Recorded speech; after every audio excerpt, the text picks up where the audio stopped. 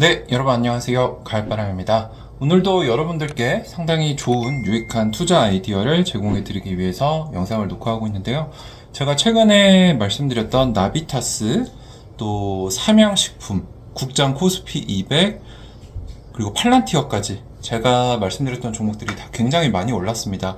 그래서 제가 말씀드린 그 시점에 그 기업들이나 그 자산이 조금 고평가일 수도 있어요. 근데 제 머릿속을 한번 필터링해서 거쳐서 나온 종목들이기 때문에 여러분들이 한번 공부해 보시고 하면은 상당히 좋은 공부가 되고 또 성투로 이어지지 않을까라는 생각이 듭니다.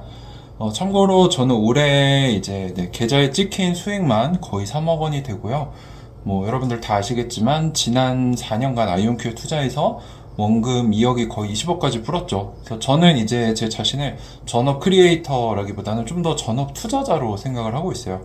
그래서 하루 종일 어디에 투자할까? 어떤 투자 아이디어가 있을까? 이런 것들 생각을 하고 또 그거를 같이 대화할 수 있을 만한 높은 수준의 사람들을 일주일에도 여러 명 만납니다.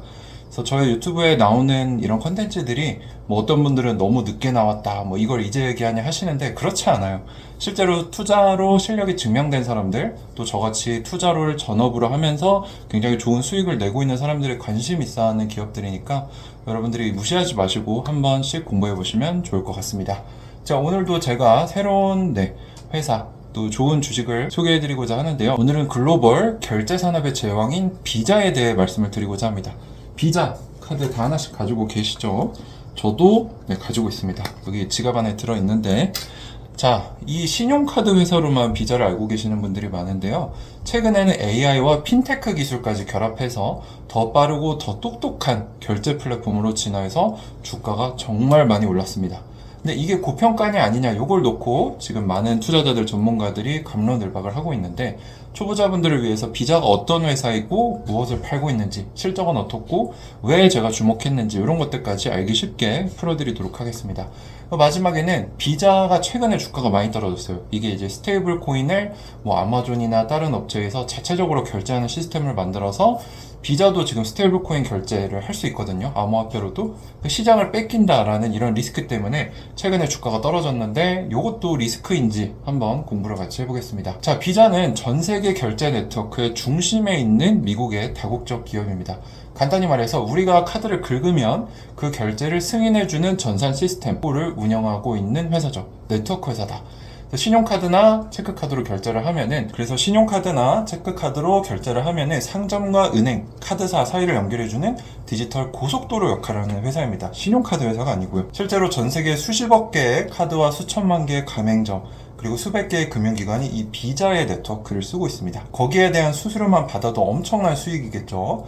하지만 최근 비자는 단순한 카드 수수료 회사를 벗어나서 AI, 보안, 데이터 분석 등 부가 서비스, 영어로는 VAS라고 해요. Value Added Service라고 하는데, 이 중심의 핀테크 플랫폼으로 진화를 하고 있습니다. 그래서 비자의 주요 비즈니스는 크게 세 가지로 나눌 수 있는데, 코어 페이먼트, 이거는 이제 전통적인 카드 결제 수수료, 전체 매출의 60% 70%를 차지하고 있는 우리가 흔히 알고 있는 그 수수료고요. 두 번째는 VAS, 방금 말씀드린 부가가치 서비스로 사기 방지나 데이터 분석이나 결제 토큰화, 리스크 관리, 클라우드 인프라 제공 등을 하고 있는데, 최근 빠르게 성장해서 작년 기준 연매출의 25%가 VAS에서 나왔고요.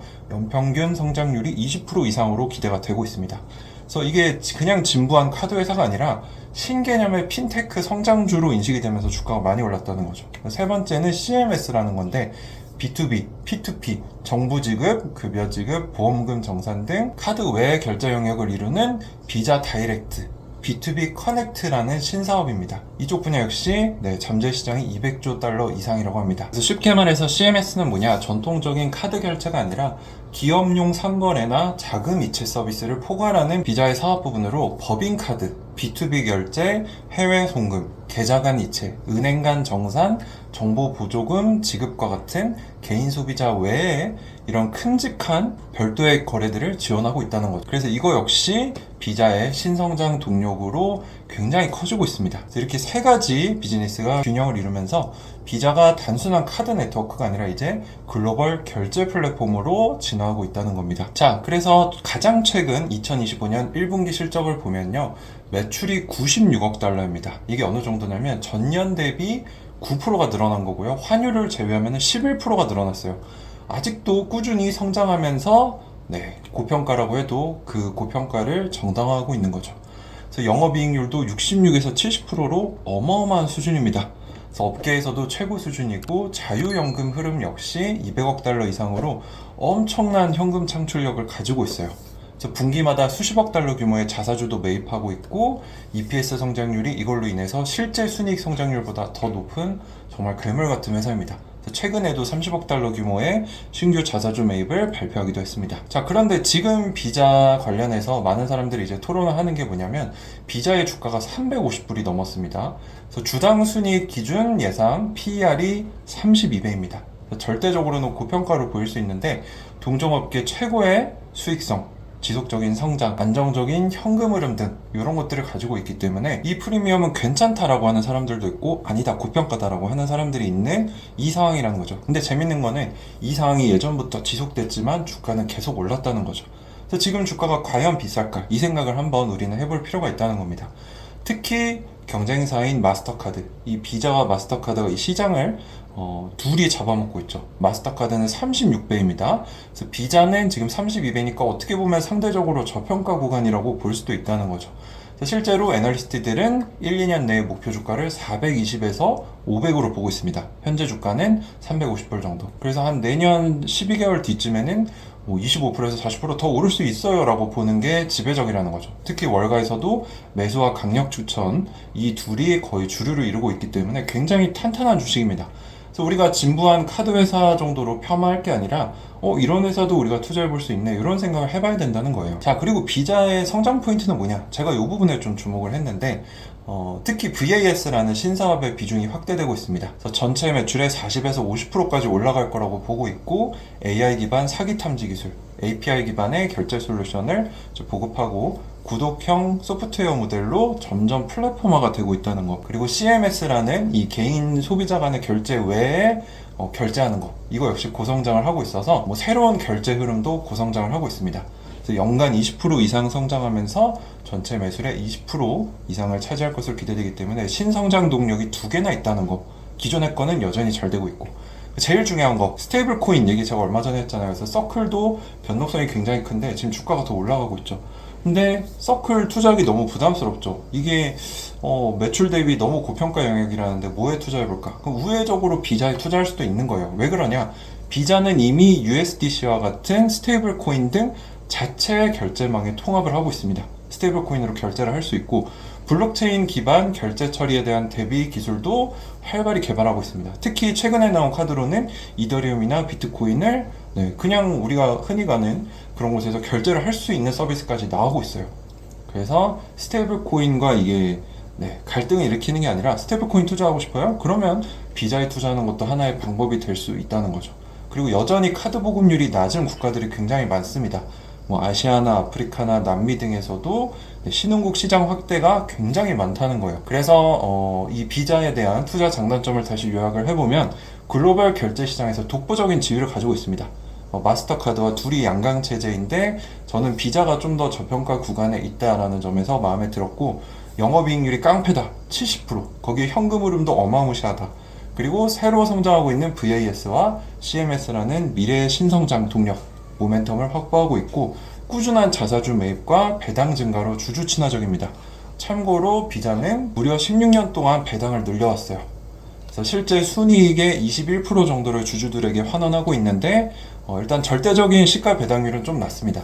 지금 주가의 한 0.67% 정도. 그래서 굉장히 낮지만 장기 투자하면 이게 계속 올라가겠죠. 근데 비자는 지금 신성장 동력도 있고 스테이블코인 관련돼서도 호재가 있기 때문에 주가가 오르면서 배당도 꾸준히 올라간다면 정말 좋은 어떻게 보면 노후 대비 수단 또는 장기 투자 수단이 될 수 있습니다. 주가도 S&P보다 더 많이 올라가고 배당도 계속 늘어나기 때문에 이런 점들도 여러분들이 너무 테크 주식들 이런데 너무 빠지시기보다는 이런 새로운 투자 아이디어들도 넓게 봐야 그래야 굉장히 뛰어난 투자자가 될 수 있다고 저는 생각을 합니다. 자, 물론 단점이나 리스크가 없는 건 아니에요. 반독점 이슈가 있습니다. 지금 마스터카드와 비자가 이 시장을 둘이서 나눠 먹고 있기 때문에 미국이나 유럽에서 규제 리스크가 있을 수도 있어요. 수수료를 제한시킬 수도 있고 또 경기 민감성이 좀 있습니다. 글로벌 소비가 둔화되고 경기 침체가 오면은 결제량이 줄어서 이제 주력 매출인 수수료가 줄어들 수도 있고요. 핀테크 신흥 강자들의 잠재적인 위협도 있습니다. 하지만 중요한 건 그들도 결국 비자의 네트워크 인프라를 쓰고 있다는 게 제가 비자를 좋게 보는 이유 중에 하나고요. 어쨌거나 정리를 해보면 비자는 우리가 흔히 생각하는 진부한 그런 단순한 카드 회사가 아니라는 거죠. 그 이상입니다. 이미 주가에 반영됐지만 고성장 핀테크 플랫폼으로 진화하고 있고 AI의 스테이블 코인의 디지털 결제까지 적극적으로 이 통합을 시키면서 사업을 확장하고 있다는 거예요. 그래서 끊임없이 고평가 논란이 있었지만 계속 올라가고 있다. 단기 규제 리스크도 있지만 중장기적으로는 구조적인 성장이 계속 이어지면서 이 고평가 프리미엄이 유지될 가능성이 높다라고 전문가들은 보고 있습니다. 자, 그래서 오늘 또 장기 투자에 적합하고 또 노후 대비하시는 분들도 한번 투자해 보실 법한 비자라는 종목 제가 소개를 드렸는데 여러분들의 투자 판단에 도움이 되었기를 바라고요. 도움이 되셨다면 구독과 좋아요, 알람 설정까지 부탁드립니다. 네, 감사합니다. 가을바람이었습니다.